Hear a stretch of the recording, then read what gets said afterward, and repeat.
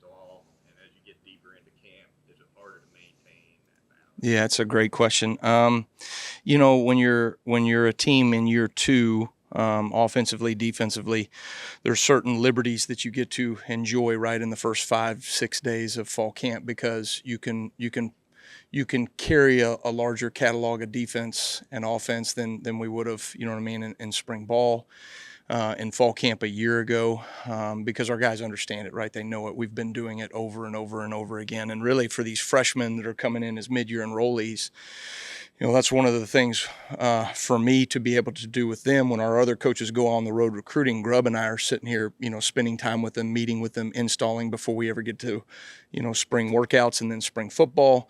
And then, the summertime we go through the installation. And so by the time you get to fall camp, you can do a little bit more. But always, right, it always comes back to the fundamental elements, right? And it's hard to move on schematically if you're not where you need to be fundamentally. And I think that we've certainly taken a jump in that direction in year two.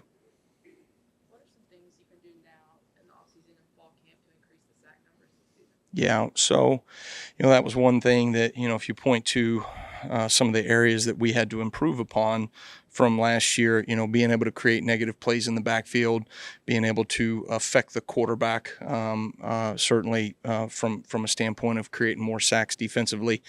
It was something that we needed to look at. So fundamentally, we tweaked some things, and schematically, just created some more variance in some of the things that we're doing in passing downs.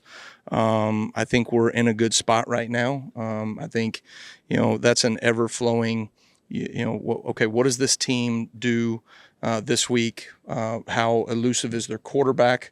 How do we want to contain him and also, force pressure and those things? And so, week to week, those things are going to change. But if you build a catalog of defense in the offseason, those are things you can kind of go to week week to create variance in what you're doing. It seems like you guys have plenty of pressures last year. I'm curious about how you guys drill, once you put the pressure on, that difference, those finishing moments, the ones that turn pressures into tackles for loss and sacks. What is I guess, how are y'all training that? What does that look like on the Yeah. practice field to make sure?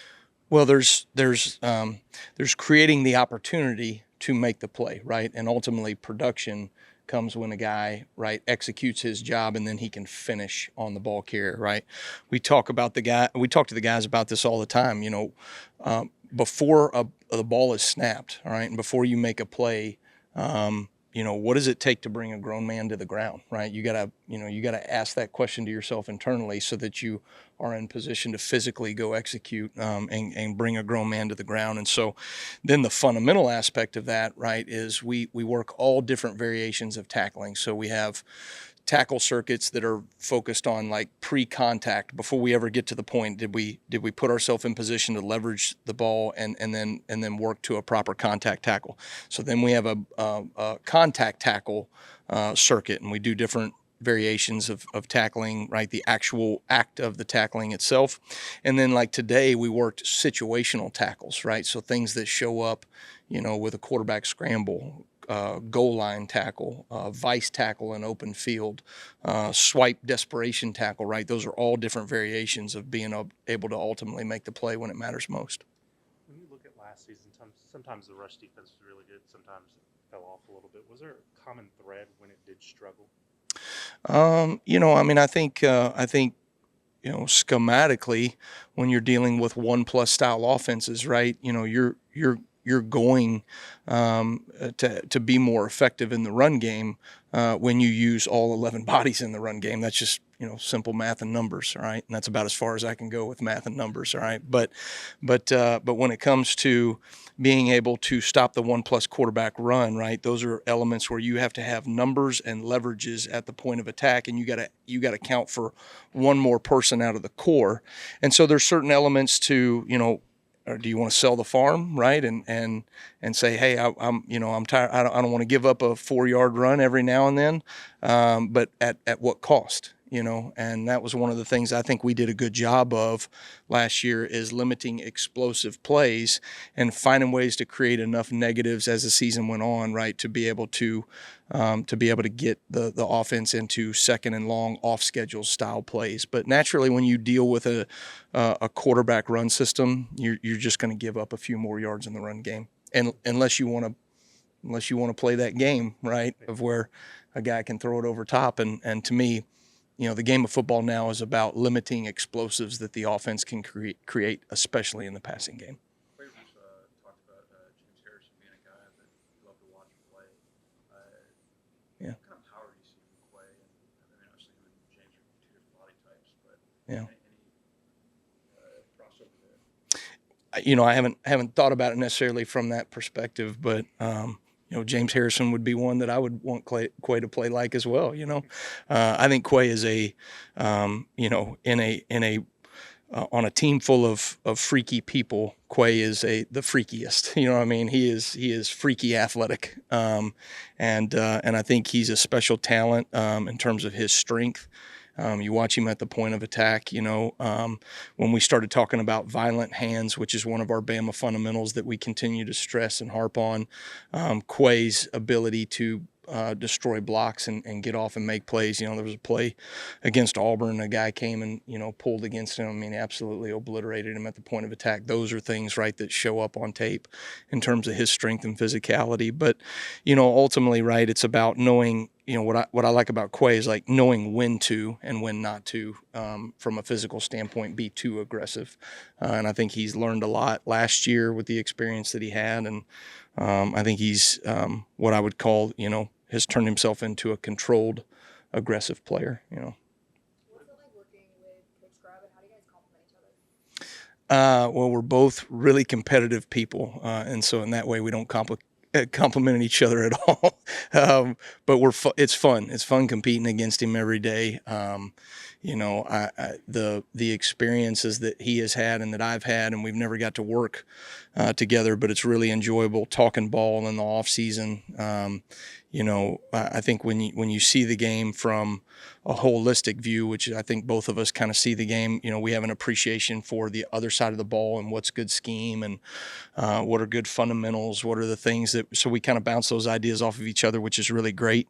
I think we're both aggressive in nature. We have kind of an attacking style mentality. We're going to be aggressive offensively. We're going to be aggressive defensively. There's a variation of scheme things that we do, right? I'd say we probably both carry, a decent amount of scheme. But ultimately, what's fun about him is that he has a sense of urgency to better his side of the ball.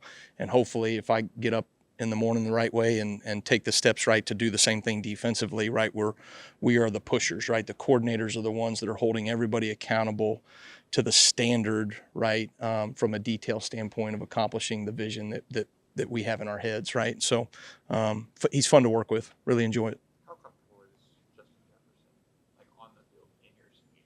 What do you think? Well, JJ is a very instinctive football player, and I think schematically we're built for instinctive players to be able to cut it loose and go play, right? So there's certainly an element of discipline that any great defense has to play with, but there's certain creative freedoms and instinctive freedoms that we try to tap into schematically on defense, and I think JJ, this is a really good fit for him. How's Noah Carter coming along? I'm How's sorry? Noah Carter coming along? Yeah, Noah's doing a really good job. I think it's so fun, watching guys grow in their discipline. And usually sometimes it's 2 steps forward, 1 step back. And then ultimately it just starts to click. Yanze Pierre is a great example of that. This is Yanze's 3rd year. So this is Yanze's 3rd year for us, and you're starting to see, him just take those steps in the right direction.